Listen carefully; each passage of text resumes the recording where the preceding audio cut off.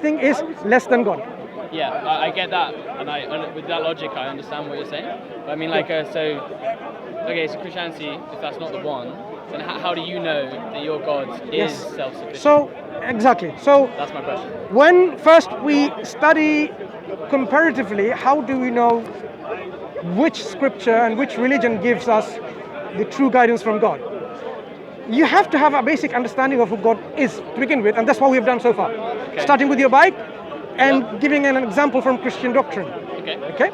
So we know that the one deserving to be called God has to have these attributes for our deserving for worshiping that God. Okay. Yeah, just like it's not worthy for us to worship this bike, likewise it's not worthy for us to worship Jesus or the Holy Spirit and so on. But the Father, in their definition, fits within the category of being God and being worthy of worship if he has also all these attributes. Yeah, conceptually there will be no problem from our part.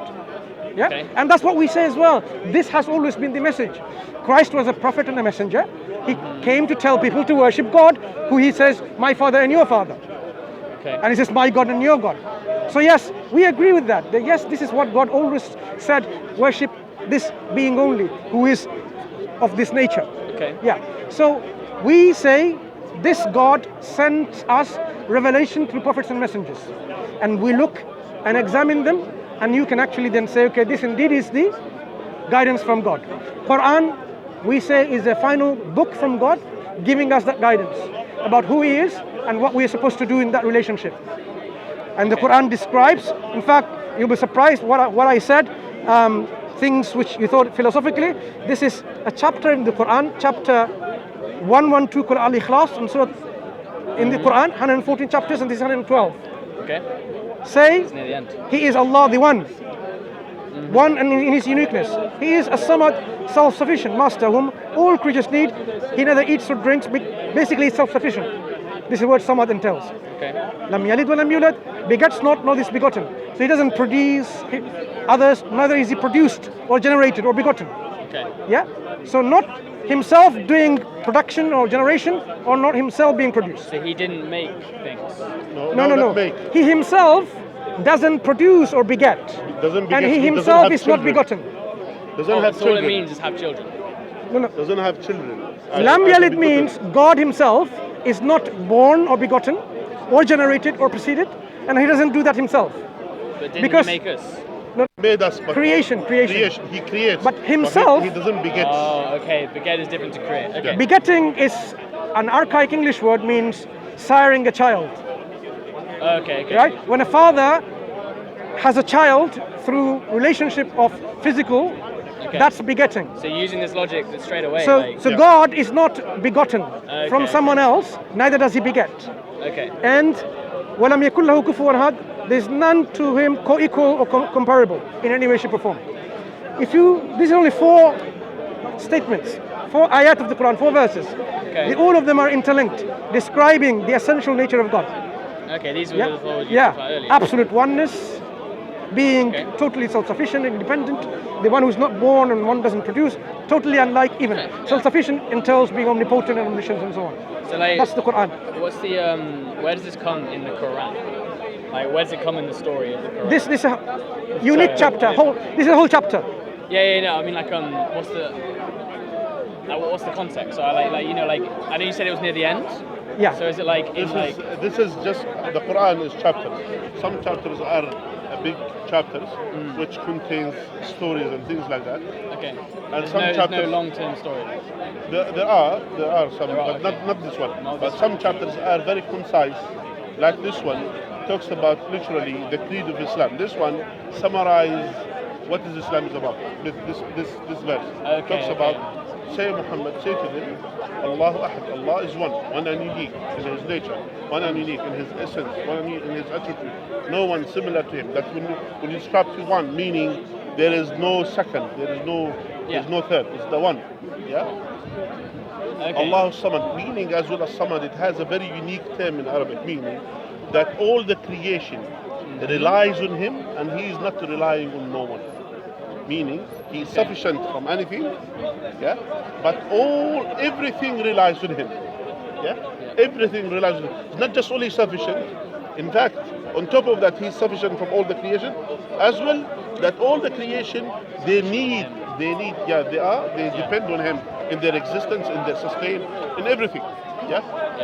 Then Allah has described this about His existence, that He wasn't begotten, meaning He wasn't a relation between God and Goddess and produced Him, so He wasn't begotten, nor He begets. He doesn't produce children. Yeah. And there is no someone similar to Him or equal to Him in any sort of form. So this kind of concise chapter about the whole creed of Islam, basically as simple as that, concise, to the point. If you were to examine this logically, you say, look, if He was one and unique, then He has to be by Himself independent and self-sufficient. And if He's independent and self-sufficient, then He cannot be born from others or begotten. If He begets someone else, then He will not be unique anymore. There will be someone else like Him. And He will not be one anymore, He'll be two. And if He's not begotten, not begetting, independent, self-sufficient, can there be anyone like Him? He will be totally unique. No parallel. That's the last verse says, there's no co-equal in whatsoever anyone along with Him. So this chapter is a very strong chapter describing the purity of faith about the very nature of God. I mean, it directly engages with the Christian belief, directly, and refutes them. Yeah, like, because it's written After. that's wrong, basically. Yeah. So to give you an example, in fact, when they talk about logic and philosophers, I find it strange. I want you to ponder on this. Okay. If you have... Ponderous, I help. Yeah. You see this thing on the floor, right? Here, okay? Sorry. Okay. Now we want to lift this up. God, the Father, is omnipotent by their definition. Okay. And they also agree that God, the Son, is omnipotent by definition. Omnipotent. Omnipotent, that's the strength one, right? The second one, the Son. They say also omnipotent. Knowledge. Sorry, Power, I'm not very good with posting. Power. Power. Okay. All powerful. Sorry. Both all powerful. Yeah. So God the Father wants to lift this up to this high. Okay. 1 meter. Okay. And God the Son wants to lift this up 2 meters high. At the same time on the same object. Where is this going to go? Both. Then none of them are omnipotent. None of them are all powerful because they fail to lift it up exactly where they want to.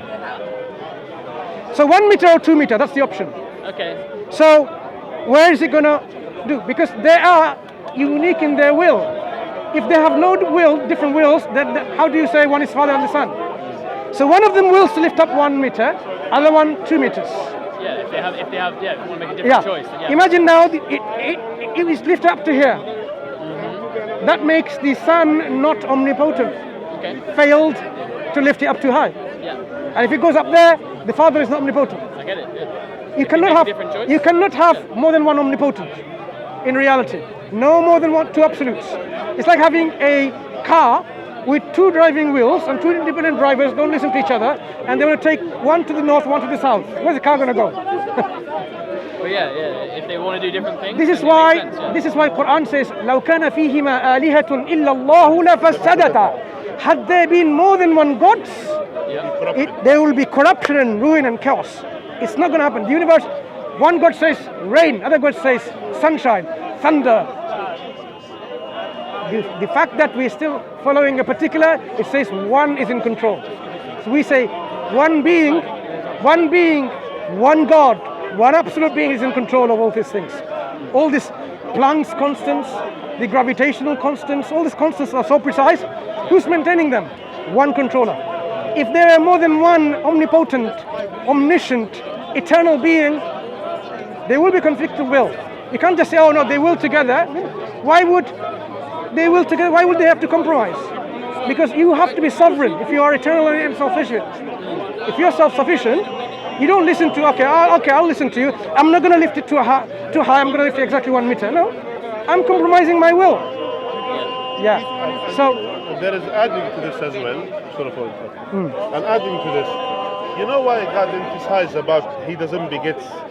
And there's emphasis in this. And Allah has said in the Quran as well, when Allah criticized the Christian, that when they describe that God has a son, that God, He said their statement is so severe to the extent even the heavens will crumble because of their statement, of that evil statement to accuse God to have a son. Why is that? It is perfect for us as a human being to have children, have sons. Why? Why do we need to have children? What's the point? Because we are weak. what's their weakness? Our weakness that we desire to have children to continue our legacy, to continue our lineage. Yeah? Because we know we're gonna die at one point. So our children will continue this, this genetic, you could say, reproduction from us. And as well, we wanted to continue our legacy. We wanted to our name to be remembered. All of these things, or in the old times, they have children to help them, for example, working in the field to take care of us when we get old. All of these things. God doesn't need all of that. God doesn't die, so He doesn't need someone to continue His legacy after His death. So He doesn't die. God Himself is all powerful. Doesn't need no one to help Him. That's why they say. That's why when they say He sent the Son to do the sacrifice in order for them to be forgiven, it's the same thing as the same example to lift up this, because God, He couldn't. Either the Father is not able to lift up this stick to this level, so He sent the Son to pick it up to this level, and then He will pick it up to meaning that each one is not so powerful, the Father according to them, or the Son according to the Christian faith. They're not all powerful, both of them. They're not all powerful to do that, to forgive the people. So the Father has to send His Son, and the Son has to die in order so the Father will forgive them, which totally doesn't make sense. If God is powerful, it's simple as that. Philosophically, from the Christian concept, I mean, I've already given you enough examples to ponder on it. We have given you enough example, even on a philosophical level, to see how rationally, whether it makes sense to you or not. Thank you very much for talking. I'm a slow thinker, so I don't have a lot of things to say. You reflect on your own self. Thank you very much for what you said. And do you have the time? Do you have the time? Yeah. Okay, cool. You have to go? I meant to meet a friend at half. That's fine. So it's been nice. It's good time. Pleasure speaking to you. If you come again, we'll talk again. Yep. Please, and as well, study more and learn more about Islam. Yeah. And as well, there's a final thing that to prove that as well Islam is the truth as well. That by studying the Quran. That's one of the things which I urge you to do. We don't have a hidden agenda. We tell everyone, this is the Quran. Just study and read the Quran. And you will see the Quran, this amazing book that guided 1.8 billion people on earth, and still guiding people, and still people coming to Islam and accepting Islam, even during this severe time. Why? Because they found the guidance in the Quran. It opened their heart. So I will advise you and all the audience to open your heart to accept the truth, and open your mind to follow the truth. As simple as that.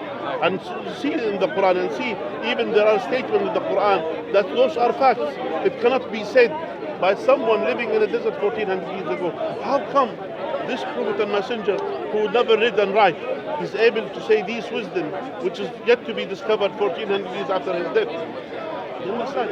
That's why I urge you, my brother, just study and learn, and then you will see the guidance of the Quran. Just open your heart to accept the truth. It's simple as that. All the best. Thank you very much for telling me what you guys believe. No problem. Okay, I've got a lot to think on. No sure. problem. Okay, you take care. Take care.